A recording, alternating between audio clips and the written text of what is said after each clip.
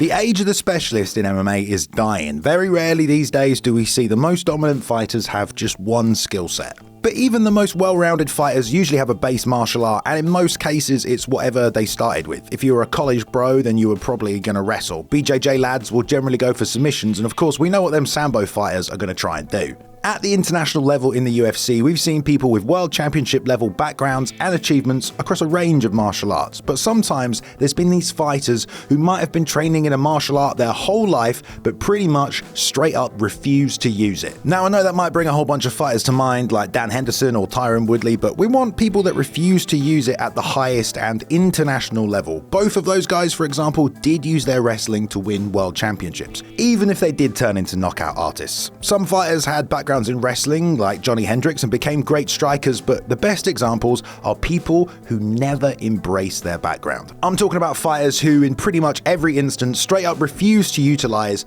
their martial art. I'm Bailey in from MMA On Point. As always, shout out to the MMA On Point channel Hall of Famers. Thanks for helping support the content. And these are 10 fighters that refuse to use their martial arts backgrounds. Number 10, Takori Gomi. You might not know about one of the Japanese MMA legends, Takori Gomi. He certainly hasn't fought for a long time, but at the height of his career, he was beloved by millions for his style as an aggressive knockout artist. In 2005, he was named Fighter of the Year by pretty much every media outlet when he won the Pride Lightweight tournament, and he did it with one of his signature spectacular KOs. Despite all that, what you might not know is that Takori Gomi's first taste of combat sports was in the wrestling room. He was originally playing baseball but had to drop out of school because he didn't pass the grade. His dad disowned him, and so he joined the Kiguchi Dojo and began training in catch and freestyle wrestling. He went on to compete in tournaments across Japan. He won 4 All Japan Combat Wrestling Championships where he beat some serious competition. But for Gomi, wrestling was never the game plan in MMA. Sure, sometimes he ended up on top and dropped ground and pound, but he was never really the one shooting for takedowns, just throwing hands. I mean, there was that one unpredictable fight against Crazy Horse where he got a few takedowns, but in almost every other instance, takedowns seemed to be the last thing on his mind. Even later in his career in the UFC, where he probably could have used his grappling skills, he had 13 fights and he shot just 1 takedown. And you know what? We kind of loved him for it. Number 9, Benson Henderson. Highly dominant at times during his era of martial arts, Smooth Benson Henderson was an incredibly tricky customer in the cage. He had elite cardio, relentless wrestling, and could also submit you. He was also very good at controlling fights, and it led him to world titles in the WEC and the UFC, but he did it mainly with his grappling and his calf kicks, of course. But in 42 matches, though, Benson has only gotten 5 KO TKOs. It's not like he was finishing people with his striking, which is pretty interesting, actually, because his background martial arts is Taekwondo. Benson found wrestling while at school, like so many did. He excelled, but for someone from a Taekwondo background, it's rare that it's part of the game plan for Smooth. The biggest strikes he lands are pretty much always with his boxing, and his ability to take down opponents and avoid submissions really was the major key to his success. Also, sorry to tell you guys, but they don't even allow leg kicks in Taekwondo, so that's not where he got the calf kick from. I mean, we do on occasion see him throw some kind of crazy shit, but compare that to someone like Anthony Pettis or Yair Rodriguez. Both those guys have Taekwondo backgrounds, just like Benson, and they use their kicks to win big fights. Benson was elite in a lot of places, but I think the biggest part his Taekwondo background played into his strategy was with his flexibility, if anything. Number 8, Vitor Belfort. After the Gracie's plan to expose Brazilian Jiu-Jitsu on a world stage was a complete success, with Royce winning 3 of the first 4 UFCs, it was pretty clear that BJJ was a serious martial art and that anyone who had a black belt should be taken pretty seriously. That's when Vitor Belfort showed up a few UFCs later, and not only did he also have one of those Gracie black belts, unlike Royce, he was also absolutely jacked, and he was only 19 years old. But Vitor didn't show off any of that BJJ grappling, despite training with Carlson Gracie from an early age and winning 2 BJJ World Championships before he was 18. Vitor was only ever about the striking. And outside of that one fight against Joe Charles, where Vitor was injured and he had to use his grappling, and of course the John Jones fight, you're going to be pretty hard pressed to find any instances of Vitor using jiu-jitsu as part of the game plan. Despite on paper usually having a grappling advantage, he pretty much always refused to use it. At one point he was one of the scariest guys in the sport, and it wasn't because of his BJJ skills, let me tell you that. Number 7, Paulo Costa. Despite being the kind of guy who's made a career of walking down his opponents and drilling them with constant combinations, it's pretty surprising when you find out that his first serious martial art was in fact Brazilian Jiu-Jitsu. He picked it up as a team with his brother in Brazil. He sadly stopped after his father passed when he was just 17. His brother, however, had opened his own school and coaxed Paulo to come back to the sport, and it wasn't long before he began competing, eventually reaching the rank of black belt. But you wouldn't guess it from his fights, where grappling seems to be the last thing on Paulo's mind. Pretty much exclusively, he tries to knock people out, and anyone who gets in his way, he's probably going to get punched in the face. He has just one submission on his record after Eduardo Ramon refused to go unconscious from his ground and pound, but apart from that, I don't think the idea of submitting his opponent even enters his mind. He has exactly 0 submission attempts in all of his UFC fights, and I think he plans on keeping it that way. Number 6, Kid Yamamoto. There's a bunch of Japanese MMA stars that are worth knowing if you've not explored the history of that side of the sport, but one of my faves, and someone who often goes unmentioned, is Kid Yamamoto.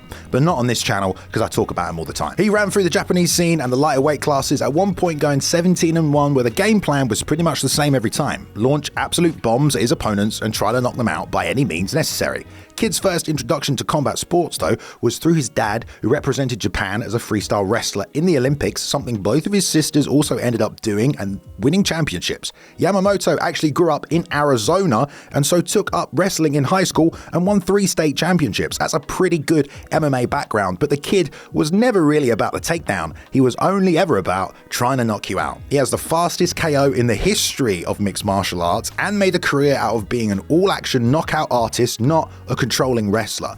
All his big wins are KOs. He had power that transcended weight classes, and although if the fight ended up on the ground he had skills, he was never looking to implement his wrestling background, only the power in his fists.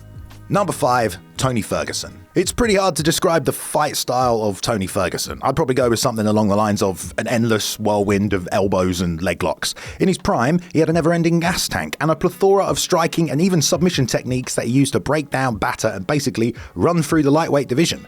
But for all the ways Tony has won fights, you definitely wouldn't say that wrestling has been, in any reality, a big part of his game plan, would you? Which is pretty interesting, as it's what got Tony his start in MMA. He was a 3-sport athlete in high school, but he won in college a NCAA national championship at 165 pounds. While working at a bar, it was actually a patron who noticed Tony's cauliflower ear from wrestling, which sparked up a conversation, and Tony was invited to come and train at a local MMA gym and teach some of the fighters some of his wrestling. And hey presto, El Kukui found out about MMA and decided to do anything but wrestle for the rest of his career. It's not like Tony has never gotten a takedown, but he's never the guy shooting or looking to control from top position. Despite his wrestling championship, his game plan has always been about his striking and his jiu-jitsu, and you can't deny that wrestling mindset has probably helped him as well though. Number 4, Chuck Liddell. Renowned during his time as perhaps the greatest knockout artist the sport had ever seen, the Iceman Chuck Liddell still holds the record for the longest knockout streak in history. He cut an absolute swath through the light heavyweight division, ending people with his vicious right hand, but also at a time where wrestling and grappling was still very much dominant in MMA, he did a fantastic job of stuffing and avoiding pretty much every takedown that came his way. It was a secret weapon Chuck had in his back pocket, and it all came from his background as a collegiate wrestler. At high school, Chuck was a starter for 4 years on the football team and excelled as well as a wrestler. At college, he competed at the NCAA Division I level, and after graduating, was later inducted into the Cal Poly University Athletics Hall of Fame for his achievements and level of skill. Despite all that wrestling though, we never saw Chuck be the kind of guy to want to implement what you'd call a wrestling game plan. In no way was he ever looking to take you down and control you. It was all about using his kickboxing, which Chuck spent the next 5 years after university competing in before transitioning into MMA. Across his 12-year, 26-fight-long UFC career, Chuck completed 8 takedowns, and 2 of those were against Vanderlei Silva in their epic grudge match, where his wrestling actually, yes, did help him win that fight. But outside of pretty much that one instance and maybe his UFC debut in 1998, Chuck flat out refused to use his offensive wrestling, always believing in his striking and knockout ability. Number 3, Yoel Romero. Most people on this list trained in their martial arts background for their early years and spent most of their pro athletic career as an MMA fighter. Someone like Daniel Cormier, he spent most of his career as a wrestler before turning to MMA later in life, but his wrestling was always still a massive part of his game. But honestly, I can't say the same about Yoel Romero. The Cuban-born wrestler has a whole rack of gold medals from 98 to 2005, where he won championships at the Wrestling World Club, Pan American Championships, of course a silver medal at the Olympic Games, but deep down inside of Yoel wasn't the beating heart of a wrestler, but a knockout artist, and he won his first 4 fights by finish before going on a run of wins in the UFC. He had terrifying striking. He was just landing knockout shot after knockout shot. The commentators would always talk about his credentialed Olympic level wrestling, but we basically never got to see it. The Lyoto Machida fight is a great example where for 2 rounds Romero refused to use his wrestling, and then when he did try one takedown in the 3rd round, he got it and immediately TKO'd the Dragon. It was a glimpse into how effective he could be if he wrestled, which he just never really ever did outside of that fleeting moment and on very rare occasions. The rest of the time, the Soldier of God was looking to send you to MMA heaven. Number 2, Hector Lombard.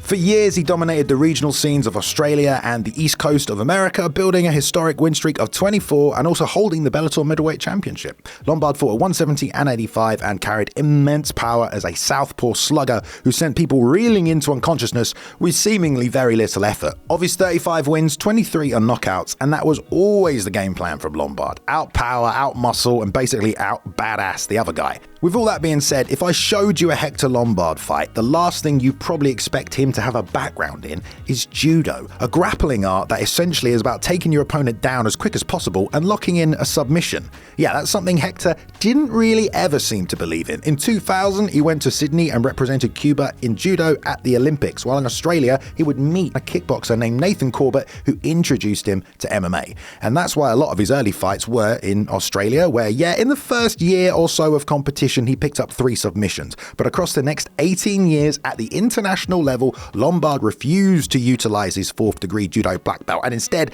pretty much only wanted to punch holes in people's faces. Now, of course, on the very rare occasion we saw it come out, he managed to beat Jake Shields in the UFC using a grappling game plan. But those are fleeting instances in an entire career that almost entirely revolved around walking people down and knocking them out. Number 1, Justin Gaethje. Alright, well I'm sure if you're a fan of Justin Gaethje and you've watched any of his UFC fights, you'll know what kind of fighter he is. Perhaps the most blood and guts warrior to ever exist in MMA competition. He lives for the stand-up war and the glory of Fight of the Night. But of course, like so many of his American countrymen, his first combat sport was wrestling, something Justin seems to avoid now like John Jones tries to avoid a night out in Vegas. Justin started wrestling at just 4 years old, becoming a 2-time Arizona State champion at high school, an NCAA Division I All-American at Colorado, and that's pretty much as credentialed as you can get as a future MMA fighter. Now, Justin has gone through some serious style shifts over his MMA career, and when he was just starting out, he was just a wrestler, okay? I'll admit that. He didn't have any striking in his game plan. He was literally trying to pick people up and just slam them down as many times as possible. But of course, the whole point of this list is that guys didn't use their background at the international level, at the highest level, and by the time Justin had a few fights and was making his way into the World Series of Fighting, his style had completely changed into a full-on brawler who only wanted to push the pace, swing for the fences, and batter you with leg kicks. The thought of taking someone down was completely thrown out of the window. Once he got to the UFC, that game plan didn't really work against the elite, so Justin again changed style, and despite having a good and credentialed wrestling background, Justin still refuses to use it. If you ask him, he'll tell you his wrestling is a part of his style, that his defensive work all comes from his wrestling. And to be fair, people compete in wrestling in different ways. Some guys don't even shoot takedowns, they just look to defend and snap you down. But in the UFC, Justin has a takedown average of 0.13 landed per 15 minutes, and in 12 fights, he's shot just 1 takedown. And of course, we love him for it. By God, I hope that man never wrestles. Alright everyone, hope you enjoyed the video today. Not really a topic that we've ever covered, to be honest. Fighter backgrounds. I know there's a bunch of names you probably thought should be on here. You can tell us down below. Thank you to Max Randall. He edited this video today. Thank you, Max. Follow his social media at Max Randall. Or you can also check out his new YouTube channel, The Combat Arcade. Shout out as always to our channel Hall of Famers. Thank you guys. If you don't know, here at the channel we've revamped our membership experience now. Okay, for just $7.99 you can get access to everything the members can have access to. That includes unedited podcasts, writers meeting, access, interviews, loads of cool stuff. Check it out, link down below, or click the button join and become part of the family if you fancy. If you are new here and you're not subscribed, you can click subscribe if you want to see more from us. We do loads of videos every single week. Apart from that, I'll be back in the next one. Thank you very much, guys. See you then. Peace.